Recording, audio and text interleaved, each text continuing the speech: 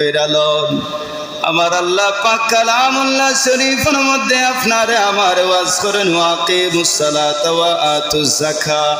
ও বান্দা, আমি তোমারে আমার নিজ হাত দিয়া বান্দা বান্দি বানাইয়া জমিনে পাঠাইলাম, আর বান্দা তোমার উপরে আমি আল্লাহ ফরজ করে দিলাম ওয়াকিমুস সালাত, তুমি 5 ওয়াক্ত নামাজ আদায় করো, ওয়া আতুজ যাকাত, তুমি সামর্থ্যবান হইলে যাকাত প্রদান করো, ওয়া আতিউর রাসূল লাআল্লাকুম তুরহামুন, তুমি আমার বন্ধুরে অনুসরণ করো অনুকরণ করো, লাআল্লাকুম তুরহামুন, যদি আমার বন্ধুরে অনুসরণ অনুকরণ করো তাইলে আমি আল্লাহ কাল ময়দানে মাহশরের দিন তোমার প্রতি করুণা করমু। আল্লাহ কইরা তোমার প্রতি আমি করুণা করব। বনি ইসরায়েলের একটা যুবতী মেয়ে, একটা মহিলা, দুনিয়ার মানুষ যারা প্রেম প্রীতির মধ্যে মগ্ন তখন ওই মহিলাটাও ঠিক তেমনি একটা পুরুষের প্রেমে আসক্ত হয়েছে।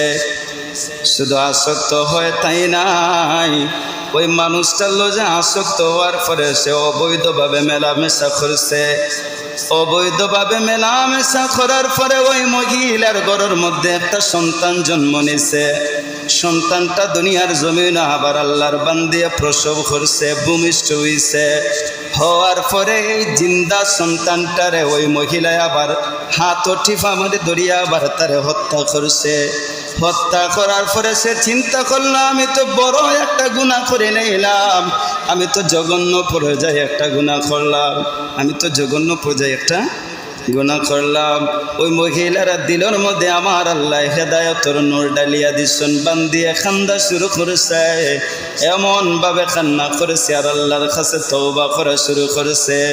আল্লাহ তাইরে মাফ করে দিবার নাইগা বনি ইসরায়েলের পয়গম্বর মুসা কালিমুল্লাহর দ্বারে গিয়া হাজির হইছে। ডাক দিয়া কইছে, ওগো আল্লাহর পয়গম্বর মুসা,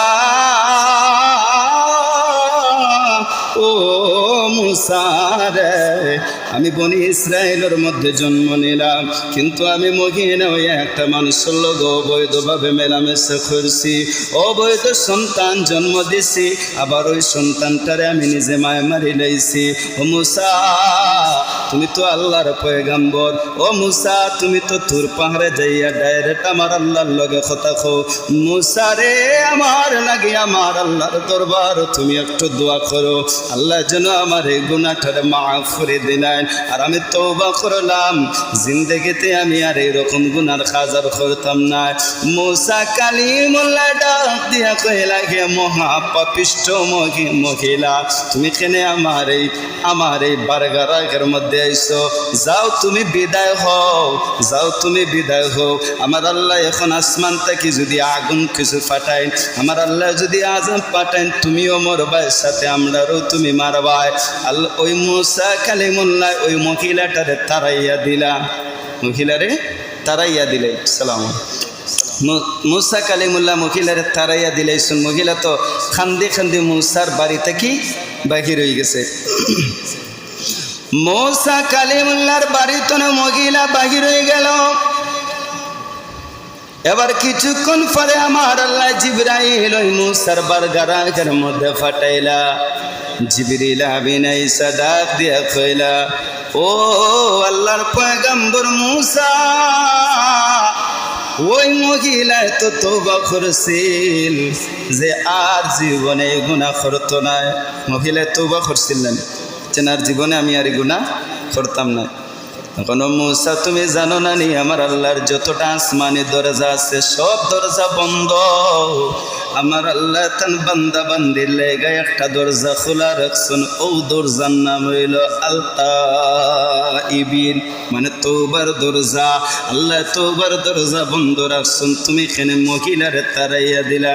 মুসা জানো নি, ওই মহিলা তো ব্যভিচারের মধ্যে লিপ্ত হয়েছে, হারামভাবে সন্তান জন্ম দিছে, আবার সন্তানটারে মারছে।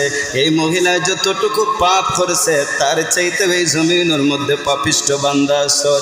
এবার মুসা জিবরিল দেখেন, আরে ভাই কিভাবে এই মহিলার উপরে তো আর পাপিষ্ট বান্দা আমি দেখি না, এই মহিলার উপরে তো আর আমি এর থেকে গুনাহগার বান্দার আমি দেখি না। এবার জিবরিলে ডাক দিয়ে কইলা মুসা রে, ও মুসা, এর চাইতে জঘন্য মানুষ তারা যারা ইচ্ছাকৃতভাবে নামাজ ত্যাগ করে। কই না নাউজুবিল্লাহ, যারা ইচ্ছাকৃতভাবে নামাজ ত্যাগ করে। কে কইরা? হযরতে জিবরিল আলাইহিস সালাতু ওয়াস সালামে হযরত মুসারে ডাক দিয়া কইরা দেন, এই মহিলা বেবিচারের মধ্যে লিপ্ত হয়েছিল, গুনার কাজ করছিল, বেবিচার করিয়া প্রসব করছিল, বাচ্চা প্রসব জন্ম দিছিল, দেওয়ার পরে আবার বাচ্চারে নিজে মারিলছে।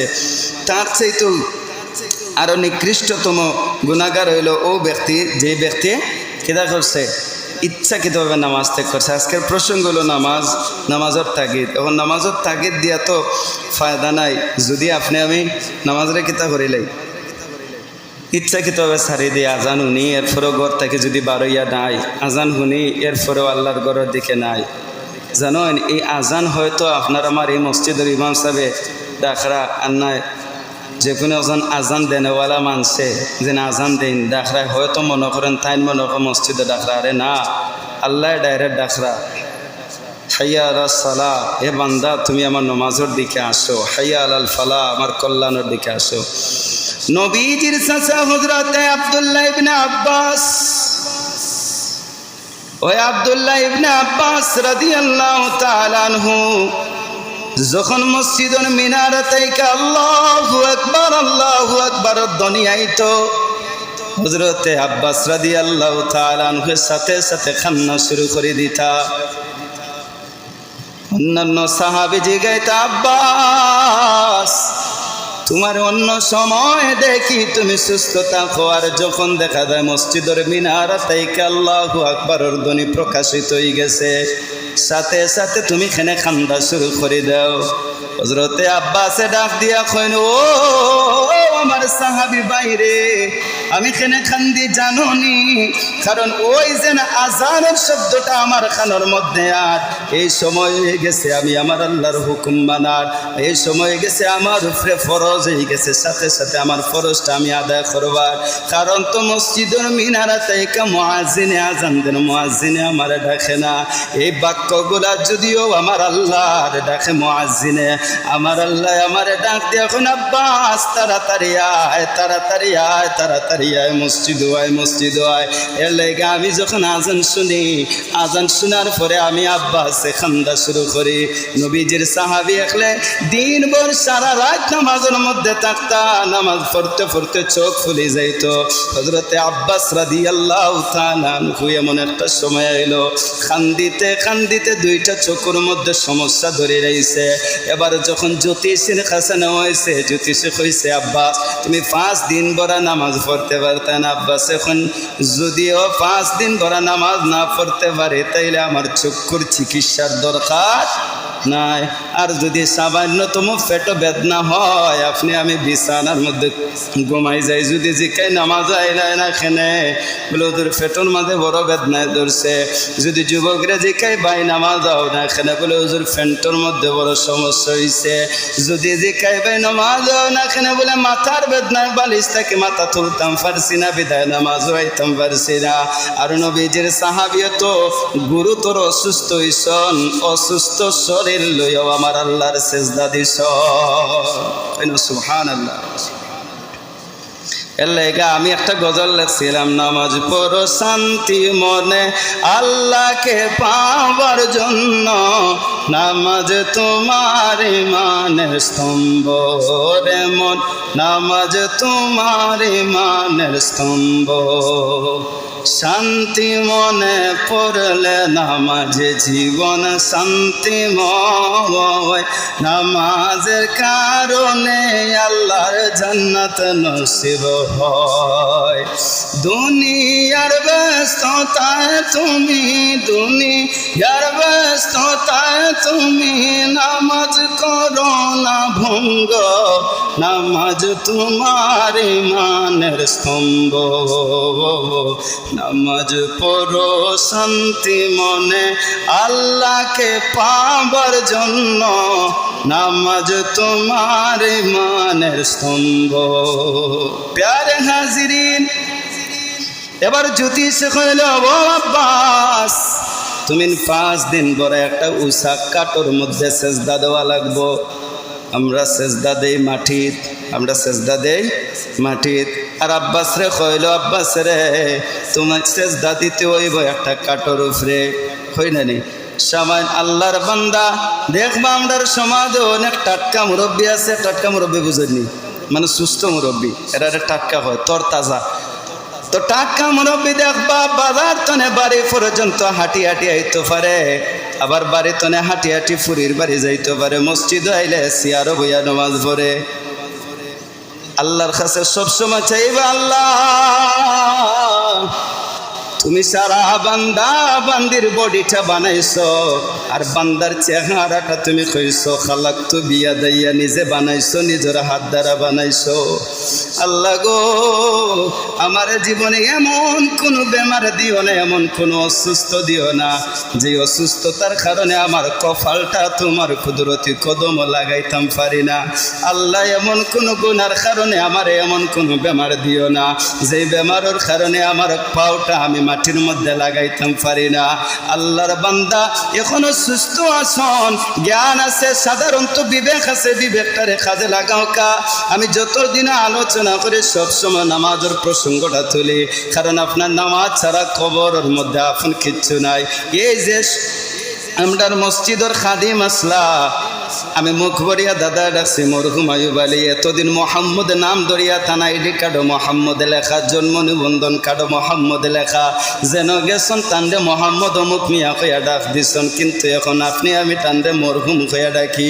যদি আপনারে ভাইয়া মালাকুল মউতে টাচ করি রুহুটা লইয়া যায়, আপনারেও ঠিক তেমন ভাবে ওই মালাকুল মউতে নেওয়ার পরে আর আপনারে বান্দা কইতো না, লাশ কইয়া ডাকা হইব।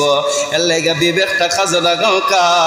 আমরা অনেক আছি চেয়ারের মধ্যে বৈশা নামাজ পড়ে, কিন্তু নবীজির হাদিসের মাসালা হইল যদি আপনি বৈশা নামাজ না পড়তে পারেন, তাইলে আপনি যেই রকম ভাবে বইতে পারবা, প্রয়োজন হলে ফাও সরাইয়া বই আপনি নামাজ পড়তা। যদি এও না পারেন, তাইলে আপনি লম্বা অবস্থায় ঘুমাইয়াও নামাজ পড়তা, নয়তো ইশারায় আল্লাহর নামাজ পড়তা। প্যারে হাজিরিন, আব্বাস রাদিয়াল্লাহু তাআলা আনহু কয় যেন আমি কাঠের মধ্যে, এই কাঠের মধ্যে সেজদা দিয়া নামাজ পড়তে পারতাম না, আমার চিকিৎসার প্রয়োজন নাই। এমনভাবে রাত্রবেলা যখন হইতো অসুস্থ চক্ষু লইয়াও আবার সেজদার মধ্যে যাইতা। এমনভাবে নামাজ পড়তে পড়তে এমন সময় নবীজির সাহাবী আব্বাস রাদিয়াল্লাহু তাআলা আনহুর 2টা চক্ষু অন্ধ হয়ে যায়। কইনা আল্লাহু আকবার, 2টা চক্ষু অন্ধ হয়ে গেছে। এরপরেও নামাজ সেজদা ছাড়ছেন না, আল্লাহর সেজদা ছাড়ছেন না। মাথার বেদ নইলে আমরা সেজদা ছাড়ি দিই, বলে সেজদা যেতাম পারি না, মাথার সন্ন না ফাটাই রাই, এলাখান খই না নি আমরা খই। প্যারে হাজিরিন, সময় 5 মিনিট, সংক্ষিপ্ত শেষ একটা হাদিস দিয়ে আমার আলোচনা আমি শেষ করব। রাসূলুল্লাহ সাল্লাল্লাহু আলাইহি ওয়াসাল্লাম হাদিস মুবারকের মধ্যে ফরমায়, মান হাফাযা আলা সালাতি আকরামাহুল্লাহু তাআলা খামসিল খিসাল ইয়ারফাউ আনহু দায়কাল আইশি ওয়া আযাবুল কবরি ওয়া ইউতি'উল্লাহুল কিতাবাহু বিয়ামিনি ওয়া ইয়ামুররু আলা সিরাতিল কালবারকি ওয়া ইয়াদখিলুল জান্নাতি বিগাইরি হিসাব। আল্লাহ নবী সাল্লাল্লাহু আলাইহি ওয়াসাল্লাম হাদিস মুবারকের মধ্যে নামাজি আল্লাহ ওয়ালা মুমিন বান্দার লাগা 5টা পুরস্কার আমার আল্লাহ রাখছেন। কয়টা? 5টা। 1 নাম্বার, আমার আল্লাহর রাসূল সাল্লাল্লাহু আলাইহি ওয়াসাল্লামে ফরমান, যে বান্দা নামাজরে গুরুত্ব সহকারে পড়ব, আল্লাহ তারে 5টা পুরস্কার দিবা। 1 নাম্বার, তার রিজিক থেকে সংকীর্ণতা দূর করে লইবা। রিজিক মানে আপনি দেন বিবি বাচ্চা লই আপনি খাইতা, 3 বেলা দিন এখন খাই। এখন তো একবারে দুনিয়ার যত গরিব আছে যে ফকির ভিক্ষা করে, এও 3 বেলা পেট ভরিয়া ভাত খায়। আল্লাহ আপনারা আমার এদিন নামাজ ছাড়লাম, এরপরে একদিন আপনি কইতে পারবেন দেন 3 বেলার মধ্যে 2 বেলা খাইছেন, নাইলা কোনো বান্দা আসন নাই। যত নামাজ পড়ো কেন, এরপরে আল্লাহ আপনার রিজিক বন্ধ করছেন না। আল্লাহ এতটুকু মায়া করেন বান্দারে। প্যারে হাদিরিন, নবীজি ফরমান, এক নাম্বার আপনার রিজিক থেকে আমার আল্লাহ সংকীর্ণতা দূর করবা, বরকত দিয়া ভরপুর করে লইবা। 2 নাম্বার নবীজি ফরমান, নামাজি বান্দা যখন মালাকুল মউত তার রূহটা লইয়া যাইব কি কবর রাখতে দেরি হইব।